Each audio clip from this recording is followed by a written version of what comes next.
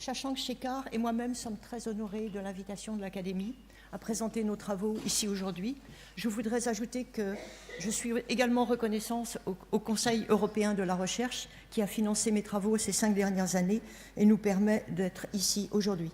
Notre équipe travaille depuis de longues années sur le contrôle moléculaire de l'assemblage des filaments d'actine et des microtubules antérieurement et leur rôle dans la motilité. Le mouvement est une propriété essentielle de toutes nos cellules et pour se déplacer, se nourrir ou explorer le monde extérieur, les cellules émettent des protrusions, changent de forme, émettent des protrusions cellulaires qui ont des morphologies variées, soit planes, les lamellipodes, soit allongées et en forme de tentacules, comme ces philopodes. Comment je fais pour appuyer là-dessus ? Comme ces philopodes ici. Ces processus motiles élémentaires, à l'échelle des organismes, sont impliqués dans des processus plus compliqués. Elles participent à des étapes clés du développement embryonnaire, de la reconnaissance immunitaire et également de la plasticité synaptique à l'origine de la mémoire et de l'apprentissage. La force de protrusion qui est produite contre la membrane est assurée par la polymérisation continue de l'actine que vous voyez ici fluorescente dans ce mélanocyte. On voit que les réseaux d'actine polymérisent constamment à l'interface, ça ne marche pas,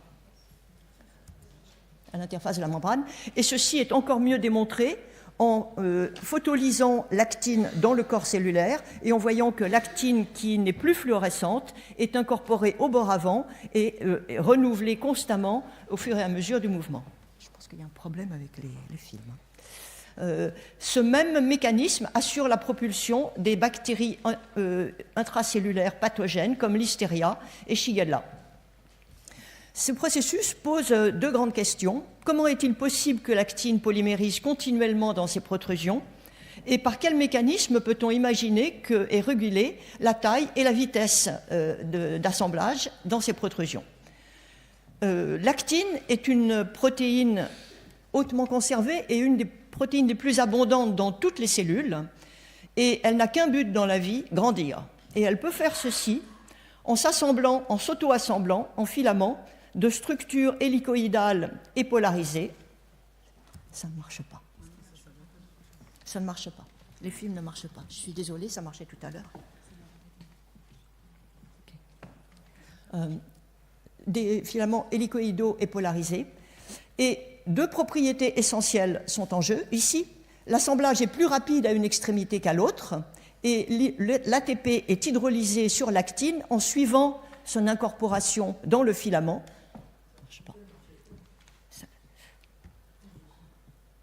Suivant son incorporation dans le filament, ces deux propriétés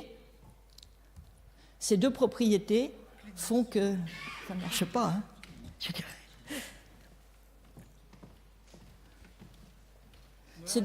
L'ATP est hydrolysé suivant l'incorporation de l'actine dans le filament.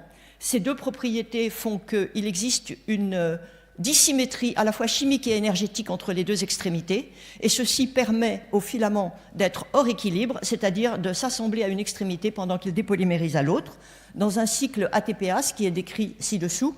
Et vous voyez que ainsi, ce cycle peut être régulé par des protéines dont nous avons étudié les fonctions, et à l'aide de ceci, on peut reconstituer le mouvement cellulaire in vitro. Donc tout est très simple et tout marche in vivo comme vous l'avez vu, puisqu'il s'agit ici d'un tapis roulant ou treadmilling, dans la cellule également. Tout marche in vivo comme ça doit marcher, étant donné les propriétés intrinsèques de l'actine. In vivo, cependant, l'actine polymérise d'une manière spatialement dirigée. Et en ce qui concerne les philopodes, qui vont nous intéresser ici aujourd'hui, une protéine qui est une polymérase appelée formine se trouve à l'extrémité des philopodes et initie la polymérisation processive et rapide de l'actine dans des filaments associés en faisceaux que vous voyez en rouge sur cette amibe Dictyostelium discoideum. Comment est-ce que la polymérisation procède dans ces structures? Comment leur longueur est régulée? C'est ce qui va nous occuper aujourd'hui. On peut purifier ces protéines, les fixer sur des billes de polystyrène et initier, là non plus ça ne marche pas. How is it that it doesn't work? et initier la polymérisation de l'actine. Les formines travaillent pendant des périodes de plusieurs dizaines de minutes sans se dissocier, sans que le filament se dissocie. Donc les formines sont hautement processives et la reconstitution in vitro de la propulsion de billes initiée par des formines, initiée des filaments d'actine associés en bundles et qui miment ce qui se passe dans le phylopode. Pour étudier une machinerie processive, il est naturellement requis, comme vous le voyez déjà sur ces images, de travailler sur une molécule unique. Et ceci a été possible grâce à une méthode originale développée au laboratoire par Antoine Gégou et Guillaume Romelemon, qui consiste à observer la dynamique de filaments individuels en utilisant un microscope à ondes évanescentes en fluorescence, mais dans lequel les filaments sont observés dans un microflux. Le microflux permet d'aligner les filaments, de sorte que vous voyez les filaments alignés dans le champ d'observation. Et également, le changement de flux permet de changer les conditions chimiques dans lesquelles baigne le filament en 1 seconde, ce qui permet de suivre de façon extrêmement précise les cinétiques de réactions qui se déroulent sur le filament ou d'interaction du filament, de son extrémité en croissance, avec des agents régulateurs. Comme on voit sur ce schéma, vous voyez ici qu'un filament d'abord croît en présence d'actine et dépolymérise ensuite lorsqu'il est soumis au tampon. Et donc, vous voyez le chymographe qui représente la croissance du filament, suivi de sa dépolymérisation dès que le tampon est introduit dans le milieu. Ces expériences sont extrêmement précieuses et elles sont développées maintenant par Shashank Shekhar pour étudier comment l'assemblage processif des filaments d'actine est régulé de façon à rendre compte de la longueur des filopodes. J'espère n'avoir pas trop dépassé. Je passe la parole à Shashank Shekhar. I would first like to thank the Academy for the invitation and for the opportunity of presenting our work here. As Marie-France has just shown you that the Filopodia are these finger-like structures that you see right here, and these are extremely dynamic, and they alternate between periods of growth and shrinkage.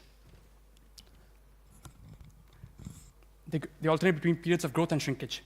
Cells use these structures to sense their environment and also to capture bacteria and prior to their phagocytosis, as you see in the movie right here. In this case, a Shigella being captured by cells.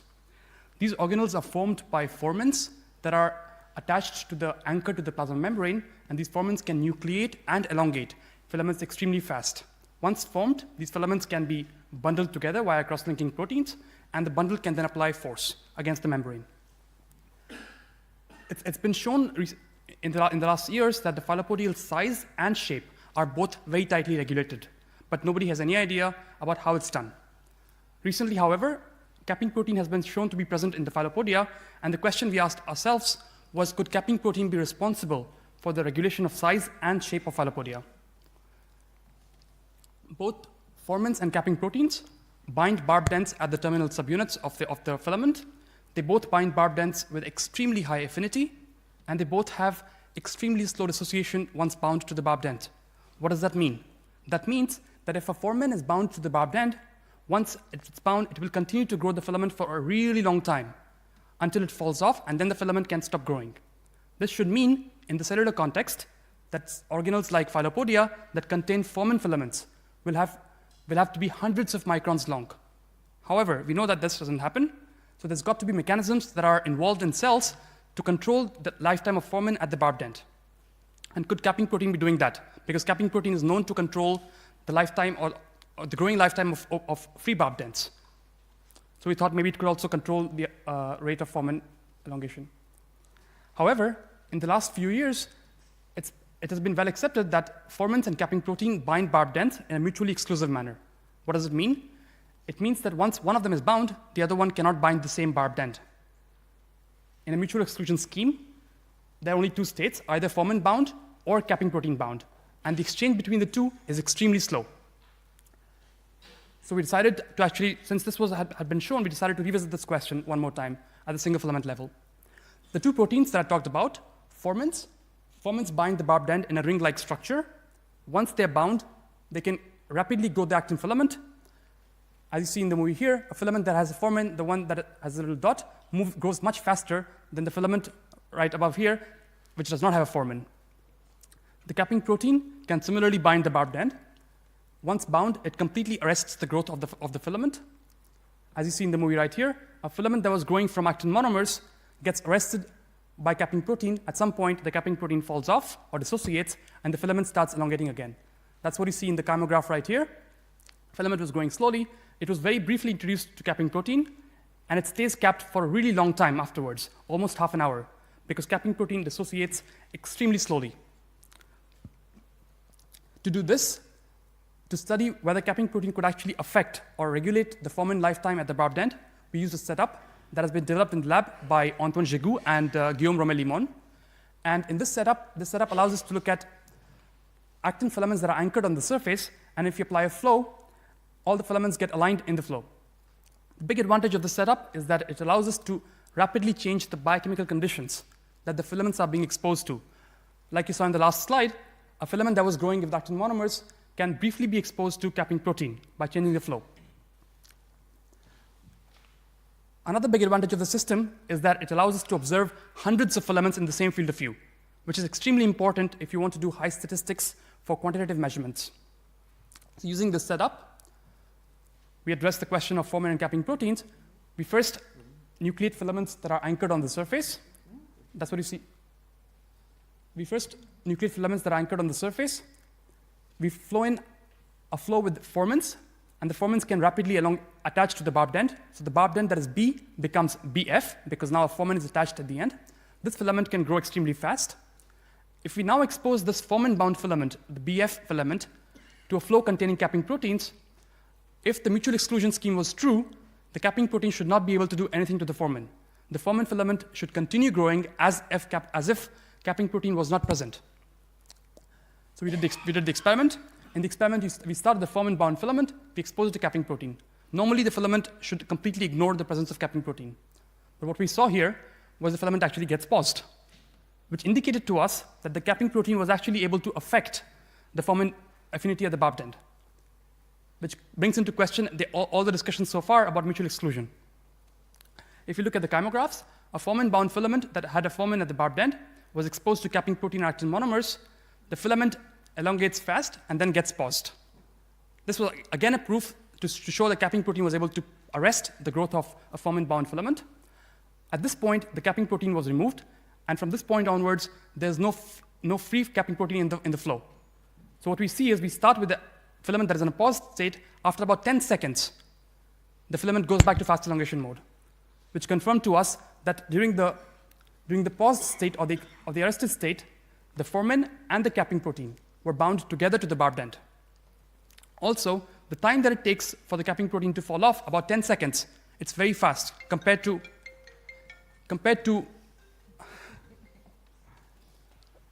it's extremely fast compared to if capping protein was bound directly on the barbed end, which was about half an hour. To confirm that it was the same very formin that was bound before, during, and after the pause, we did single molecule imaging. We used labeled formins that are labeled in green here, and we exposed them to red actin filaments. As you see in the chymograph, a red actin filament was exposed to formins for a very brief period. Once the formin gets bound, the filament goes into fast elongation mode, but when exposed to capping protein, the filament gets paused. The filament stays paused even when the capping protein is removed from the flow, which confirmed again that the formin stayed bound in the arrested state. What we can do with these times, for example, the time that the capping protein takes to arrest the formin filament can be used to calculate and to measure the association rate constant of capping protein for a formin-bound barbed end. The lifetime of the ternary complex in which formin and capping protein are both bound can be used to measure the dissociation rate constant of capping protein. That's what we did. We looked at hundreds of filaments, and we increased the concentration of capping protein, and we observe how long does it take for all these filaments to get arrested. What we see as we increase the concentration of capping protein, the filaments get arrested faster and faster. And the pseudo first order association rate constant was seen to increase linearly with the concentration of capping protein, confirming that this was actually a bimolecular reaction between a barbed end with the formin bound to it interacting with the capping protein to form the ternary complex. What's also extremely important here is that the fact that the formin was sitting at the barbed end was able to slow down the binding of capping protein by about 60 times. So Forman was able to protect the barbed edge from capping protein, which completely questions the mutual exclusion principle. So from these experiments, we showed that that principle was probably not true. Was certainly not true, rather. To summarize, if we start with the Forman at the barbed end, the capping protein can arrest the growth of a Forman-bound barbed end. The capping protein can then dissociate from this ternary complex for the filament to return to a Forman-bound state. However, this only causes a temporary stop in the elongation, and that's not what the cells want. Cells need to be able to completely kick Forman out, which would be this. The question that we asked ourselves was, can the Forman detach from the ternary state, leaving behind a capped filament? To do this, we change the configuration. We start instead with a Forman anchored on the surface. We nucleate a small fluorescent filament. Once the fluorescent filament is nucleated, we then expose this Forman-bound filament to non-fluorescent actin monomers.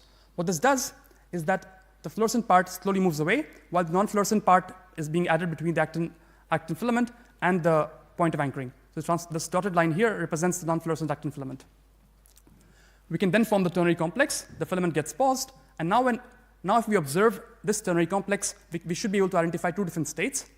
In case the capping protein falls off or dissociates, the filament should re-elongate. It should become bigger. And in case the Forman detaches, the filament by itself, the capped filament, should go away in the flow. Excuse me. The two subpopulations that I just showed you right now look a bit like this. A filament that was nucleated was exposed to capping protein and gets paused right here. This filament, as soon as the capping protein was removed, the filament stays paused for a long time, confirming that there was a ternary state where Forman and capping protein were both bound. After a bit of time, the capping protein dissociates from the ternary complex, and the filament starts growing all over again.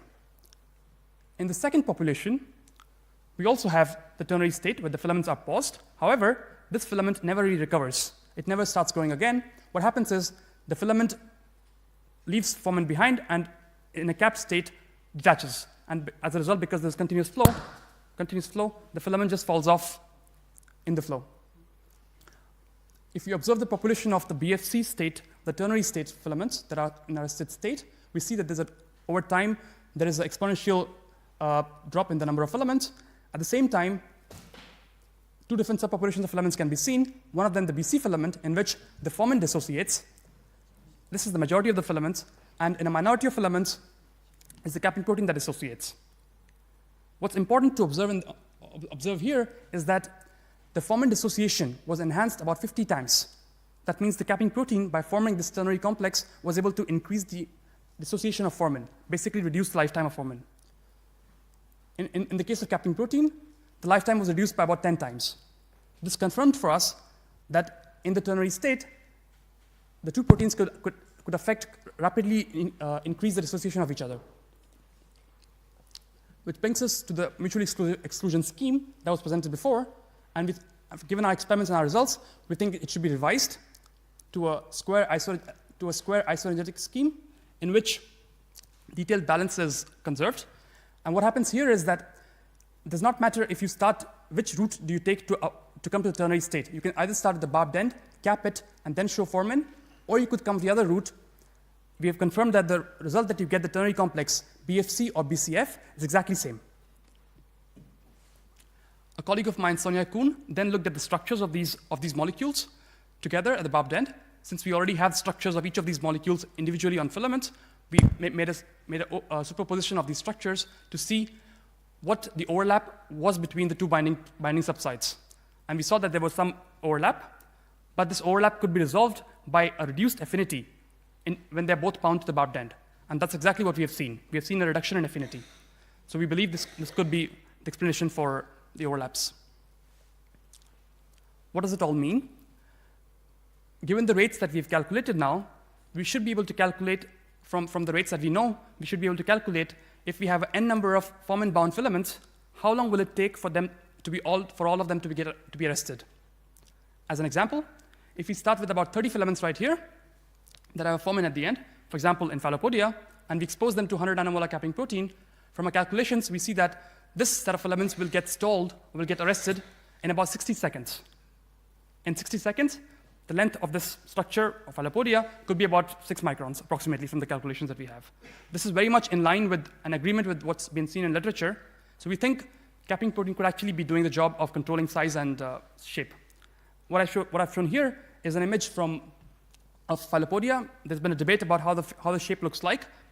One of the shapes that we see in our calculations is the tapered shape. And that's one of the shapes that has been also seen in the literature. That brings me to conclusion. And as I've shown you right now in this presentation, we've here described a possibility of capping protein regulating the size and the shape of Filopodia. And how it does that is by changing the lifetime of formants. What can also happen from the ternary state is that the formant can actually uncap filaments as well, because formant can bound a capped filament, uncap the filament, and then grow the filament. We've shown that this regulation can happen both ways. With this, I would like to thank you all for your attention and thank Marie-France Carlier, in whose lab this work was done in Gilles Sourouet in CNRS. Sonia Kuhn had done the structure analysis for us for the project. She's right here in the room. Antoine Jegou, Guillaume Romé-Limon, and Michael Kerlo, our former colleagues who have now moved to Institut Jacques Monod, were instrumental in the kinetic analysis. And the setup that I've talked about here was initially developed by Antoine Jegou with Guillaume Romé-Limon. And I thank ERC for the generous funding they've provided for us and for our project. Thank you.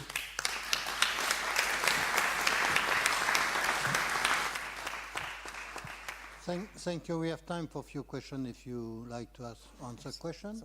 Short questions, comments. Français, pardon. Madame la secrétaire perpétuelle. So in real life, in the Filopodia, you don't have only actin and formin, so you also have, I don't know, up to 3. So what is the competition between the two? Indeed, that's true. You have them both, but that's the challenge of doing in vitro experiments, right? We can only study them one at a time. Yeah. But I believe that they both work together. But the big problem really was that there was no way to stop formants. RP3 can be stopped because you can cap filaments as soon as they're formed. Yeah. But formant filaments could not be capped so far.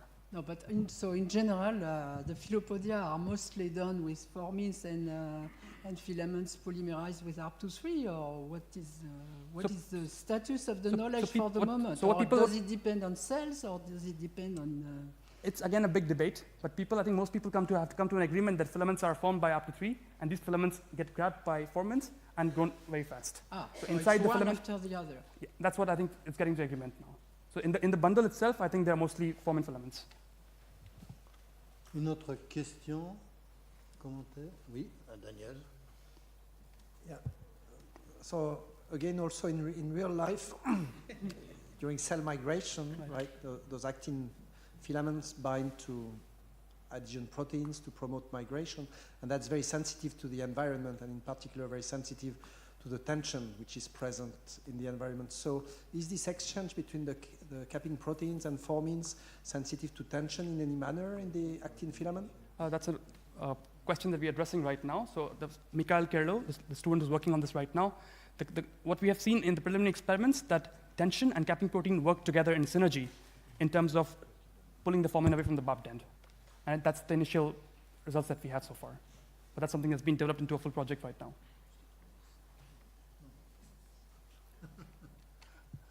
Non. Y a-t-il d'autres questions? Je voudrais remercier le duo pour le fait que vous avez respecté votre temps, va même peut-être gagner 2 minutes, ce qui est extraordinaire.